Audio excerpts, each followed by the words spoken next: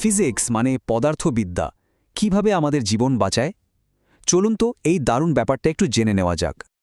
দেখব কিভাবে বিজ্ঞানের একদম বেসিক কিছু নিয়মকানুন মেডিকেল দুনিয়ায় একটা বিপ্লব নিয়ে এসেছে। আচ্ছা, একটা কথা কিন্তু প্রায়ই শোনা যায়, তাই না? যে আগের দিনে এত কঠিন রোগ ছিল না। কিন্তু কথাটা কি আসলেই সত্যি, নাকি আসল গল্পটা অন্য কিছু? চলুন এই প্রশ্নটা দিয়েই আজকের আলোচনা শুরু করা যাক। সত্যি বলতে কঠিন রোগ আগেও ছিল, এখনও আছে। তাহলে পার্থক্যটা কোথায়? আসল পার্থক্যটা হলো বিজ্ঞান। বিজ্ঞানের উন্নতির কারণেই এখন আমরা এমন সব রোগ ধরে ফেলতে পারি যা আগে হয়তো ধরাই যেত না। তাহলে চলুন অতীত আর বর্তমানের অসুস্থতার মধ্যে আসল তফাৎটা কোথায় সেটা একটু তলিয়ে দেখি। ব্যাপারটা এমন নয় যে হুট করে নতুন সব রোগের জন্ম হয়েছে, বরং আমাদের রোগকে দেখার আর বোঝার ক্ষমতাটাই বহুগুণ বেড়ে গেছে। একটু ভেবে দেখুন, একসময় ডাক্তারদের ভরসা ছিল শুধুমাত্র বাইরের লক্ষণগুলো, মানে জ্বর, কাশি, ব্যথা এসব দেখে আন্দাজ করতে হতো। কিন্তু আজ পদার্থবিজ্ঞানের জাদুতেই আমরা কোনো কাটাছেঁড়া ছাড়াই শরীরের ভেতরে উকি দিতে পারি। এটা চিকিৎসা বিজ্ঞানের জন্য একটা অবিশ্বাস্য রকমের বড় লাভ, তাই না? এখন আমরা সেই সব অসাধারণ প্রযুক্তিগুলো নিয়ে কথা বলবো যেগুলো আমাদের শরীরের ভেতরে দেখার এই সুপার পাওয়ারটা দিয়েছে। এগুলোকে আধুনিক চিকিৎসার একটা জাদুকরী টুলবক্সও বলা যেতে পারে। সবার আগে যার নাম আসে সেটা হলো এক্স রে। এটা তো আমাদের সবারই চেনা। ব্যাপারটা হলো এক্স রে রশ্মি আমাদের নরম মাংসপেশি ভেদ করে চলে যেতে পারে, কিন্তু হাড়ের মতো ঘন জিনিসে গিয়ে শোষিত হয়। আর ঠিক এই কারণে ভাঙা হাড়ের ছবিটা এত পরিষ্কারভাবে দেখা যায়। তো এক্স-রে জিনিসটা আসলেই তৈরি হয় কিভাবে? এই ছবিটা ঠিক সেটাই দেখাচ্ছে। ব্যাপারটা বেশ মজার। দেখুন, একদিক থেকে প্রচণ্ড গতিতে ইলেকট্রন ছুটে এসে একটা মেটাল টার্গেটে ধা করে ধাক্কা মারছে, আর ঠিক তখনই তৈরি হচ্ছে ওই জাদুকরী অদৃশ্য এক্স-রে রশ্মি। এক্স-রের পর আসে আল্ট্রাসাউন্ড। এর মূল কারসাজিটা কিন্তু রেডিয়েশন দিয়ে নয়, বরং শব্দ দিয়ে। হ্যাঁ, হাই ফ্রিকোয়েন্সি সাউন্ড ওয়েভ বা শব্দ তরঙ্গ শরীরের ভেতরে পাঠানো হয়। সেই শব্দ বিভিন্ন অঙ্গ থেকে ধাক্কা খেয়ে ফিরে আসে, মানে প্রতিধ্বনি তৈরি করে। আর কম্পিউটার সেই প্রতিধ্বনিটাকেই একটা ছবিতে বদলে দেয়। এই যে দেখুন, এটা একটা লিভারের আল্ট্রাসাউন্ড ছবি। শব্দ তরঙ্গের এই খেলার ফলেই ডাক্তাররা লিভার, কিডনি বা গর্ভের শিশুর স্টেজ সম্পর্কে এত পরিষ্কার ধারণা পান। আর সবচেয়ে বড় কথা, এটা কিন্তু খুবই নিরাপদ একটা পদ্ধতি। আমাদের তালিকার ৩ নম্বরে আছে এমআরআই। এর প্রযুক্তিটাও আরও অন্যরকম। এখানে একটা বিশাল আর প্রচণ্ড শক্তিশালী চৌম্বক ব্যবহার করা হয়, যা আমাদের শরীরের কোটি কোটি জলের অণুকে একই দিকে সারিবদ্ধ করে ফেলে। এরপর রেডিও তরঙ্গ দিয়ে সেই অণুগুলোকে একটু নাড়িয়ে দেওয়া হয়, আর তারা যে সিগন্যাল পাঠায় তা থেকেই তৈরি হয় অবিশ্বাস্য রকমের ডিটেইলড ছবি। এই স্লাইডটা দেখলেই এমআরআইয়ের ক্ষমতা বোঝা যায়। মস্তিষ্ক, শিরদাঁড়া বা পেশির ভেতরের একেবারে সূক্ষ্ম সমস্যা খুঁজে বের করতে এর কোনো তুলনাই হয় না। ছবির কোয়ালিটি দেখেই বোঝা যাচ্ছে এটা কতটা পাওয়ারফুল একটা টুল। তাহলে মূল বিষয়টা কি দাঁড়ালো? খুব সহজ। 3টা টেকনোলজি, 3 রকম নীতি। এক্স-রে মানে রেডিয়েশন, যেটা হাড়ের ছবি তোলার জন্য সেরা।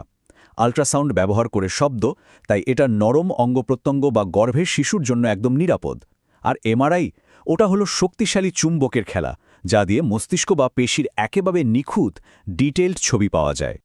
চলুন এবার একটা খুব কাজের জিনিস শেখা যাক। একটা বুকের এক্স-রে রিপোর্ট হাতে পেলে ভয় না পেয়ে কিভাবে তার থেকে সাধারণ কিছু ধারণা পাওয়া যায়। আমরা রেডিওগ্রাফার গুরুজির দেখানো একটা সহজ পথ অনুসরণ করব। একটা চেস্ট এক্স-রে বুঝতে হলে আমরা একটা সহজ এবিসি ফর্মুলা ব্যবহার করব। এই কয়েকটা ধাপ মনে রাখলেই দেখবেন এক্স-রের ভাষাটা অনেকটাই সহজ হয়ে গেছে। তো শুরু করা যাক এ দিয়ে। এ মানে এয়ারওয়ে বা শ্বাসনালী। এক্স-রে ঠিক মাঝখানে একটা কালো নলের মতো জিনিস দেখা যায়, ওটাই শ্বাসনালী। এটা একদম সোজা আছে কিনা সেটাই প্রথম কাজ। যদি একপাশে সরে গিয়ে থাকে তাহলে বুঝতে হবে আশেপাশে কোনো কিছু চাপ দিচ্ছে। আর হ্যাঁ, এ দিয়ে অ্যাসেসমেন্টও বোঝায়, মানে ছবিটা ঠিকঠাক তোলা হয়েছে কিনা সেটাও দেখে নিতে হবে। এরপর হলো বি, মানে বোনস বা হাড়। এখানে পাঁজরের হাড়গুলো আর কাঁধের কলার বোন খুব সাবধানে দেখতে হবে। কোনো জায়গায় ফাটল বা ভাঙনের চিহ্ন আছে কিনা সেটা লক্ষ্য করতে হবে। সেই সাথে হাড়ের চারপাশের সফট টিস্যু বা নরম অংশেও কোনো অস্বাভাবিকতা আছে কিনা সেটাও দেখা দরকার। সিতে হলো কার্ডিয়াক, মানে হার্ট বা হৃৎপিণ্ড। বুকের মাঝখানে যে বড় সাদা ছায়া দেখা যায় সেটাই হার্ট। নিয়মটা হলো হার্টের আকার পুরো বুকের মাপের অর্ধেকের কম হওয়া উচিত। যদি তার চেয়ে বড় দেখায় তাহলে বুঝতে হবে হার্ট বড় হয়ে গেছে বা অন্য কোনো সমস্যা আছে। আর হার্টের বর্ডারগুলো মসৃণ থাকা দরকার। এবার ডি মানে ডায়াফ্রাম। এটা হলো ফুসফুসের ঠিক নিচে থাকা একটা গম্বুজের মতো পর্দা যা বুক আর পেটকে আলাদা করে। সবচেয়ে জরুরি হলো এর দুই কোণা, যেগুলোকে সিপি অ্যাঙ্গেল বলা হয়, সেগুলো একদম শার্প বা সূক্ষ্ম আছে কিনা দেখা। যদি কোণাগুলো ভোঁতা হয়ে যায় তাহলে প্রায়শই ফুসফুসে পানি জমার ইঙ্গিত দেয়। সবশেষে হলো এফ মানে লাং ফিল্ডস বা ফুসফুসের এলাকা।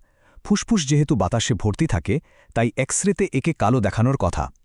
এখন যদি এই কালো জায়গার মধ্যে কোনো সাদা ছোপ, মেঘের মতো দাগ বা কোনো পিণ্ড দেখা যায়, তাহলে বুঝতে হবে সেখানে কোনো ইনফেকশন, পানি জমা বা অন্য কোনো সমস্যা হয়েছে।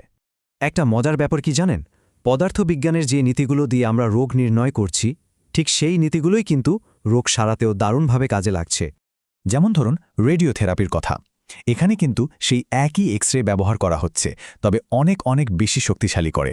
এই পাওয়ারফুল রশ্মিগুলো একদম টার্গেট করে ক্যান্সার সেলগুলোকে খুঁজে বের করে আর তাদের ডিএনএ নষ্ট করে দেয়। মানে যে জিনিসটা রোগ খুঁজে বের করছে সেটাই আবার রোগ সারাতেও সাহায্য করছে। দারুণ না ব্যাপারটা? তাহলে পুরো আলোচনার সারমর্ম করলে এটাই দাঁড়ায় যে পদার্থবিদ্যাই আসলে আমাদের সেই তৃতীয় চোখটা দিয়েছে, যা দিয়ে আমরা নিজেদের শরীরের ভেতরের জগৎকে দেখতে পারি। আর এই দেখার ক্ষমতার কারণেই রোগ নির্ণয় আর চিকিৎসা দুটোই আজ এত উন্নত। এখন প্রশ্ন হল, আজকের এই অসাধারণ প্রযুক্তিগুলো ভবিষ্যতে আমাদের কোথায় নিয়ে যাবে? নিরাময়ের জন্য আর কোন কোন নতুন দরজা খুলে দেবে বিজ্ঞান? এই প্রশ্নটা রইল ভাবার জন্য।